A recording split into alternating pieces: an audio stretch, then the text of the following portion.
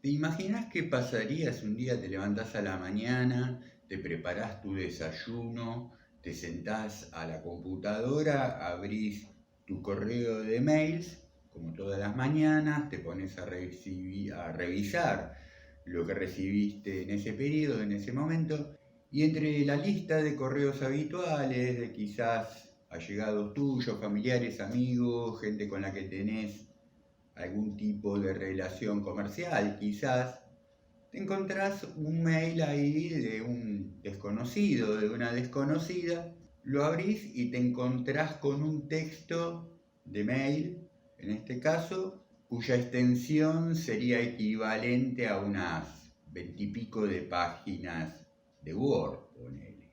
Te pones a leer y encontrás que ese contenido es una declaración de amor de una persona de la cual no tenés la menor idea de quién es. De algo parecido va esta novela, Carta de una desconocida, de Stephen Zweig, un escritor, cuentista, novelista, ensayista, austríaco, que entre otras cosas escribió esta pequeña novela, una novela bastante breve, se podría hablar de un cuento largo, Carta de una desconocida, que fue publicada en 1922.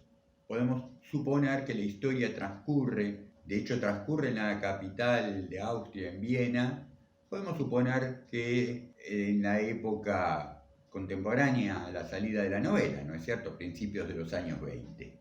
Claro, para entonces no existe internet, no existen los mails, la correspondencia de la gente consistía en cartas, ¿no es cierto? La novela empieza diciendo, cuando por la mañana temprano el famoso novelista R regresó a Viena después de una refrescante salida de 3 días a la montaña, decidió comprar el periódico.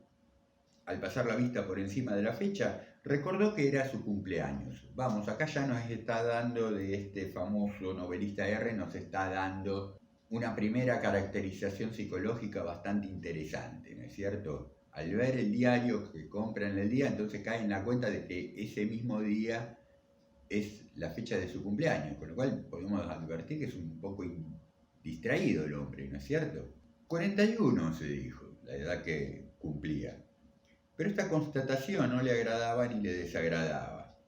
Echó un vistazo a las crujientes páginas del periódico y se fue a su casa en un coche de alquiler. El mayordomo le informó de 2 visitas y de algunas llamadas recibidas durante su ausencia y le entregó el correo acumulado en una bandeja. Él lo examinó con indolencia y abrió un par de sobres cuyos remitentes le interesaron.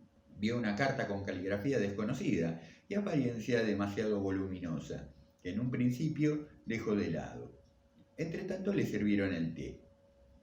Bueno, se pone a leer las cartas más de los remitentes más conocidos, deja para el final, al principio no le presta atención, otra vez la desatención, ¿no es cierto? No le presta atención a la carta de esta desconocida, hasta que después de revisar toda la correspondencia se decide abrir el sobre. Dice, era un pliego de unos 25 folios escritos precipitadamente con letra femenina, desconocida y nerviosa.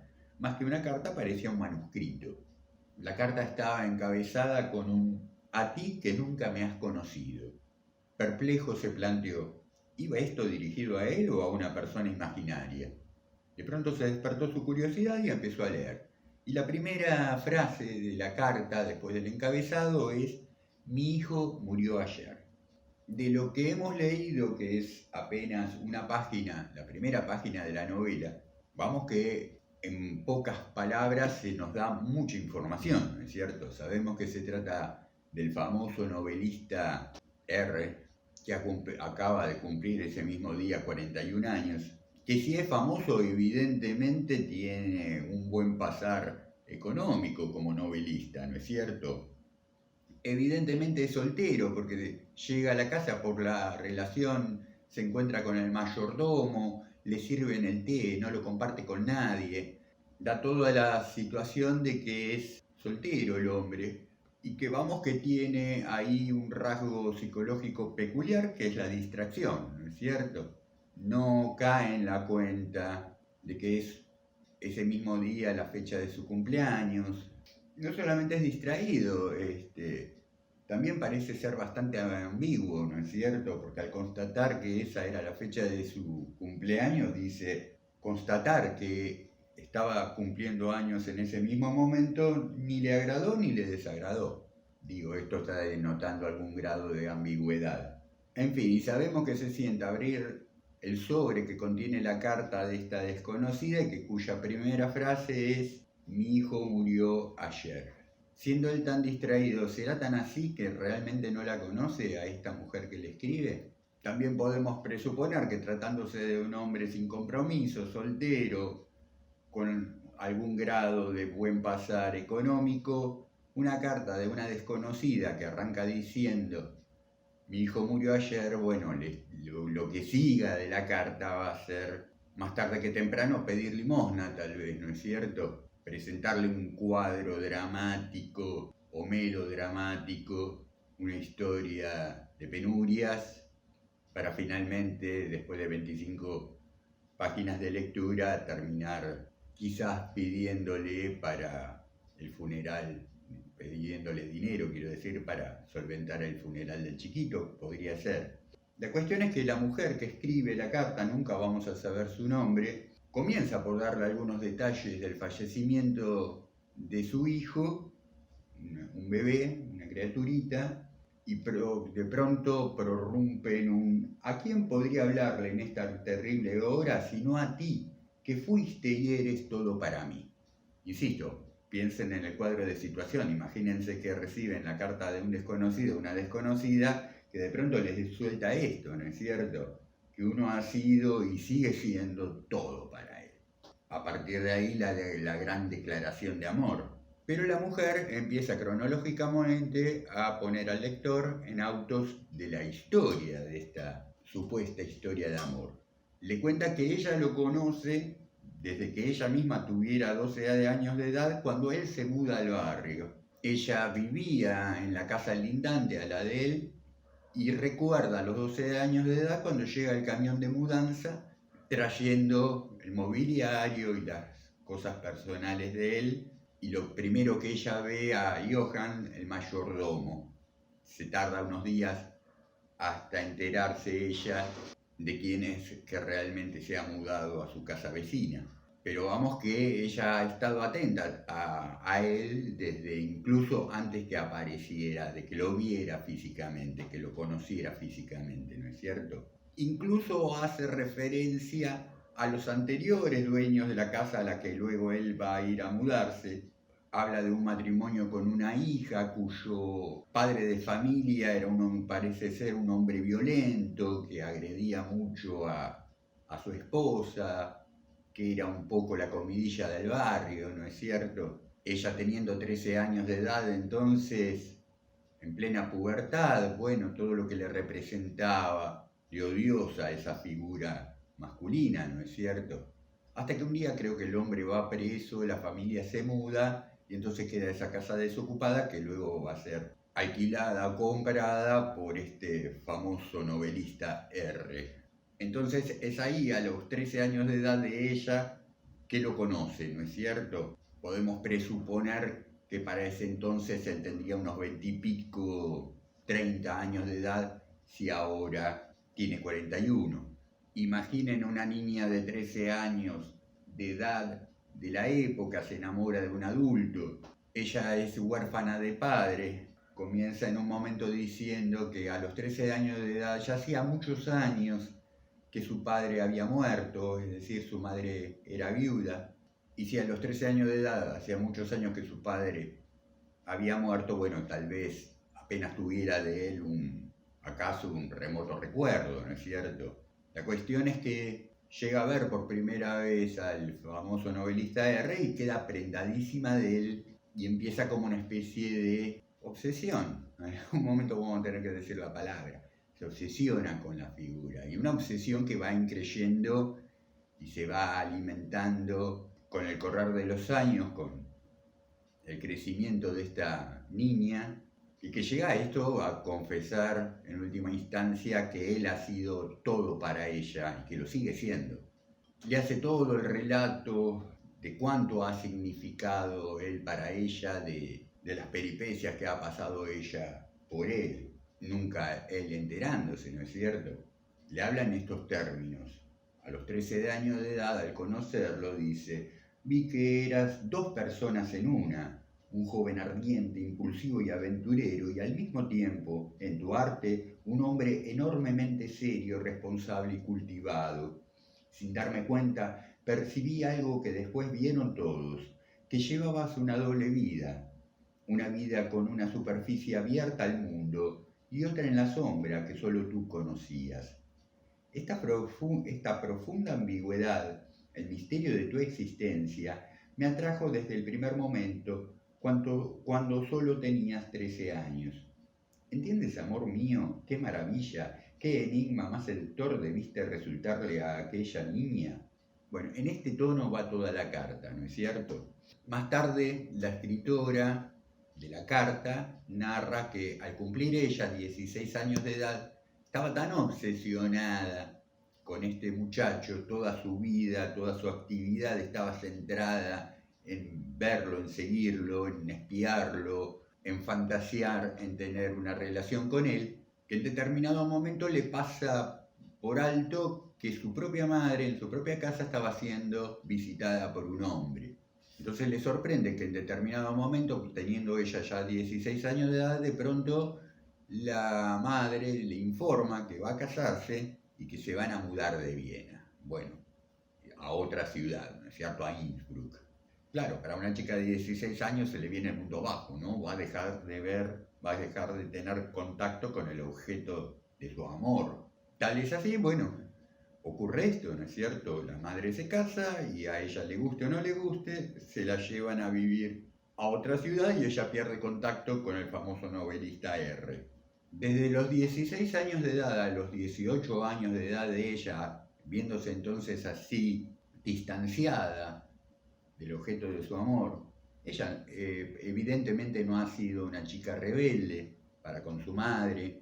Sí, evidentemente ese periodo entre los 16 y los 18 años la pasa mal, realimenta su obsesión por este hombre, se la pasa pensando en él, pensando en qué estará haciendo en estos momentos y planificando que a los 18 años de edad, con la adultez, va a volver a Viena, se va a independizar de su familia para poder estar cerca de este hombre. Todo esto se lo está contando ella a él a través de esta carta, ¿no es cierto? Es de la única manera que nos podemos enterar. Evidentemente ella es muy tenaz, porque esto también ocurre. A los 18 años de edad, ella consigue un trabajo en Viena, se emancipa de la familia, vive de una manera bastante austera. Imaginen una chica de 18 años en 1922, sin estudios, sin preparación, yendo a vivir a una gran capital como Viena, solita su alma, se consigue una pensión, se consigue un trabajo creo que de costurera, pero en definitiva pone todo en juego de sí para poder estar cerca de él, ¿no es cierto? Y a partir de aquí, de este momento de la novela, ella le cuenta la primera vez que ella establece contacto con él, porque no era tan así la historia de su amor, de su vida, que permanentemente hubiera estado distanciada y observándolo a la distancia, observándolo de lejos. Entonces la novela ahí toma un giro donde ella ya no tanto habla de él, de sí misma, empieza a hablar de él. No quiero spoilearles demasiado la novela. Es una novela muy breve, les vuelvo a decir, de rápida lectura.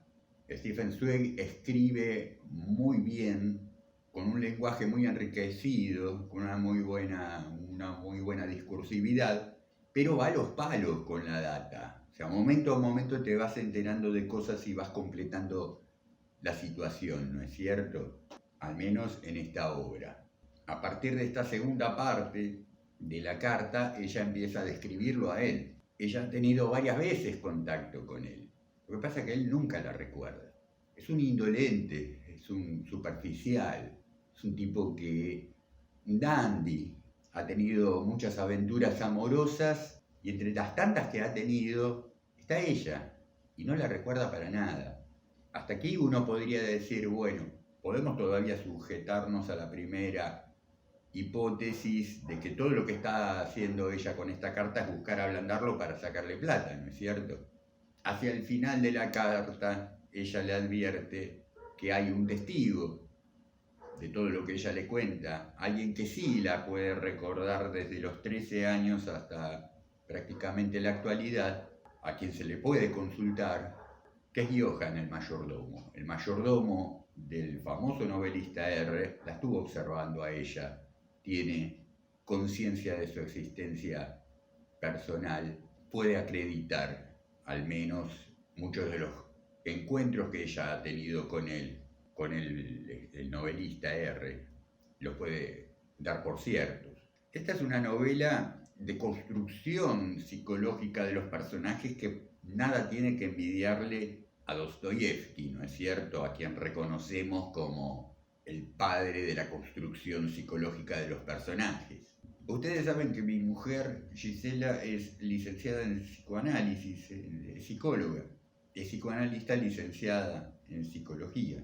Es una novela, esta carta de una desconocida que leímos juntos, vuelvo a decir, es breve, de lectura ágil, y es una novela que siempre nos trae alguna nueva reflexión sobre lo que se está narrando, ¿no es cierto? Ustedes pueden conocer a Gisela de un video que hicimos compartido donde analizamos el almohadón de plumas de Horacio Quiroga. Me hubiera gustado hacer para este video otro video compartido con ella, pero bueno, hay diferencias de tiempo, de actividades, de ocupaciones y de acostumbramiento o desacostumbramiento a estar delante de una cámara. No obstante, ella me da una versión de lo que está ocurriendo desde un punto de vista psicoanalítico que a mí me parece muy interesante y me gustaría compartirles. Y ponernos a pensar, antes de empezar con esta idea, acerca de que si esta historia es una historia real de amor o es la historia cabal de una obsesión, ¿no es cierto? Ella se ha enamorado, la escritora, la desconocida, se ha realmente enamorado del famoso novelista R, o se ha obsesionado de manera patológica de él. Entonces me hice un machetito, nos aporta Gisela, que según Freud, sabemos que una obsesión existe en una persona porque presenta un síntoma, ¿no es cierto? Podemos tomar conciencia de la obsesión de alguien a través del síntoma que presenta. Desde el punto de vista de la psicología, siempre el síntoma es a su vez el encubrimiento de un deseo que es inconciliable con la conciencia. Esto según Freud. Por de pronto el síntoma de la obsesión es el encubrimiento de un deseo. Después me parece que ese deseo sea inconciliable con la conciencia todavía es hilar muy finito. No sé si vamos en tan poco tiempo a darle tan alto alcance a la idea. Claramente en esta desconocida hay desde muy chica, desde su pubertad o desde antes, pero es en la pubertad donde se genera tal vez la necesidad que se resuelve o se vuelve obsesión, y la figura, la imagen del deseo es concomitante a la figura masculina, incluso de índole paterna, ¿no es cierto? Esta desconocida ha nacido sin su padre. Antes de conocer al famoso novelista R, se fija, aunque no tan marcadamente, pero se fija en el padre de familia que anteriormente habían ocupado la casa que después va a ocupar el novelista, este hombre violento que golpeaba a su mujer. Uno podría pensar también que en la mente de un adolescente la ausencia de su propio padre podría constituir de alguna manera algún tipo de acto de violencia. Como después también puede resultar muy violenta la indiferencia del otro, que incluso compartió con vos hasta momentos de cama, porque hasta eso se llega, que ella le recuerde que han tenido momentos de intimidad y de sexo. Sí, claro, el niño muerto con el que arranca la carta también es hijo de él, solo que él nunca se enteró. Bueno, la idea de Gisela tiene esos ribetes, que alcanza el encubrimiento de un deseo inconciliable con la conciencia. Claro, si el deseo, más tarde que temprano, tiene una base irracional, si uno está deseando la violencia, de alguna manera conscientemente se debería tener que asumir cierto grado de masoquismo, ¿no es cierto? ¿Y quién está preparado para eso? Ante eso, Freud diría que lo que hace el sujeto es intentar hallar soluciones de compromiso, una negociación. Claro, nadie puede, en su sano juicio, asumir su grado de masoquismo de desear una contraparte, en el caso de una mujer, una contraparte masculina violenta. Pero violencia por violencia se puede llegar a esta solución de compromiso, a esta negociación, de procurar violencias, si no físicas, al menos psicológicas, y de este grado de sutileza como puede ser la indiferencia, ¿no es cierto? Esta fórmula parecería ser que funciona muy bien con esta novela Carta de una desconocida. Nosotros hemos hablado en la colección que viene comprendiendo este canal de videos, hemos hablado, digo, de otras obras que remiten al tema de la obsesión, ¿no es cierto? Tales como Moby Dick de Melville, En el corazón de las tinieblas de Conrad, alguna que otra. Si esto es una clave de interpretación psicológica del tema de las obsesiones en el tratamiento literario, bueno, tal vez sería aplicable también a estas otras novelas. Fíjense que si hacemos un paralelo comparativo entre Carta de una desconocida y Moby Dick de Melville, una primera y fácil diferencia que se nos presenta entre una obra y otra es que mientras que un librito, Carta de una desconocida, apenas en la versión en EPUB que yo tengo, apenas si tiene 40 páginas, podrá tener 50 páginas en papel. Moby Dick es un mamotreto que en algunas ediciones se publica en 2 tomos, porque un solo tomo se hace un poco inasible. Otra diferencia yo creo que hay entre Carta de una desconocida y Moby Dick es que la obra de Zweig, Carta de una desconocida, trata de una obsesión en términos de lo personal, de lo que le significa, lo que le representa y lo que experimenta y vive una persona determinada. Mientras que me parece que lo de Moby Dick ya es alegoría de las grandes obsesiones que han compulsado a la humanidad entera en algún punto. Ya hablamos en otro momento de Moby Dick, de esas imágenes sonoras, auditivas, que se desprenden de los nombres de los personajes, Ahab, ¿no es cierto? La Pequod, el nombre del barco, que parecen estar remitiendo más a arquetipos universales que a personas individuales y tangibles. También ese gran misterio de qué es lo que representa Moby Dick, la ballena blanca. Sabemos que es la obsesión, sí, pero ¿la obsesión de qué? ¿No es cierto? Encubre Moby Dick, la ballena blanca, el deseo inconciliable con la conciencia, ok, pero ¿respecto de qué? Yo creo que más tarde que temprano respecto de la muerte, ¿no es cierto? Y respecto de la conquista de la muerte, o el sucumbir ante un intento de conquista de la muerte que se sabe que es más tarde que temprano es irrealizable. Ahab se va rompiendo en pedazos, ¿no es cierto?, en su procura de cazar a la gran ballena blanca. Hubo una vez previa a la novela donde Ahab se enfrentó a la ballena y ésta lo rompió todo, le quitó la pierna, ¿no es cierto?, y le produjo cicatrices. Ustedes podrán decirme, pero Frankenstein de Mary Shelley también es la historia de una obsesión. Y ahí el monstruo no es encubrimiento de nada, ¿no es cierto? O sea, lo tenemos ahí. Sí, bueno, ¿por qué no? Puede ser una excepción a la regla o puede ser que lo que ocurre en Frankenstein es que no hay solución de compromiso, ¿no es cierto? No es que Víctor Frankenstein, el científico, negocia ante su impulso de la obsesión, sino que va y lo concreta. Pero bueno, ya también entramos en el campo de la ciencia ficción, ¿no es cierto? En fin, mis queridas, queridos, les dejo algunos agujeros de guión porque no quiero terminar de completarles el relato en cuanto a data, al punto de quitarles el interés por la lectura de esta novela, que les vuelvo a decir, se lee muy rápidamente, es muy corta, el autor va a las chapas en lo que tiene que ver, a las chapas quiero decir con mucha velocidad en lo que tiene que ver con ir completando datos. Si se ponen en una tarde, además, bueno, como que el discurso también te engancha y en una tarde te lees toda la novela. Sin más por el momento, entonces me despido de ustedes, esperando estén pasando hermosas tardes, hermosos días, hermosas noches, teniendo muy gratas lecturas. Hasta pronto.